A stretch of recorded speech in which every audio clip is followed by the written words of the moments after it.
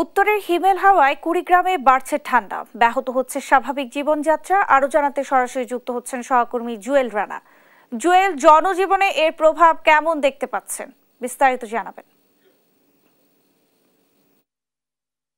Nancy, কুড়িগ্রামে কিন্তু দিন দিন তাপমাত্রা নিম্নগামী হচ্ছে।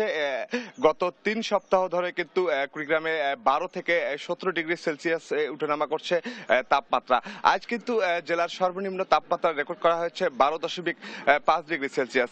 নেন্সি, আপনাকে যদি একটু দেখাতে চাই যে দিনে কিন্তু আসলে সূর্যের দেখা মেলায় কিন্তু আসলে ঠান্ডা আসলে কম অনুভূত হচ্ছে, যার ফলে কিন্তু দিনে মানুষ আসলে ঠান্ডায় কম কষ্ট পাচ্ছে। এছাড়াও কিন্তু সন্ধ্যা থেকে পরের দিন সকাল পর্যন্ত কিন্তু ঠান্ডার কারণে এখানকার যারা শ্রমজীবী মানুষ, যা ক্ষেত মজুর শ্রেণীর মানুষ রয়েছে, তারা কিন্তু একটা বিপাকে পড়েছে। এছাড়াও আমরা দেখেছি, বিভিন্ন এলাকায় খবর নিয়ে দেখেছি, এই ঠান্ডার কারণে আপনাকে জানিয়ে রাখি, কুড়িগ্রামে 16টি নদ নদী রয়েছে। এই 16টি নদ নদীর তীরবর্তী এলাকার যারা হতদরিদ্র মানুষ রয়েছে, তারা কিন্তু একটা দুশ্চিন্তায় রয়েছে।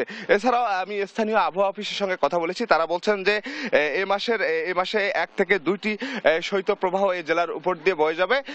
এছাড়াও কিন্তু তাপমাত্রা কিন্তু দিন দিন আরো নিম্নগামী হবে এই জেলায়। নেন্সি, এই ছিল সর্বশেষ। জুয়েল, আপনাকে ধন্যবাদ।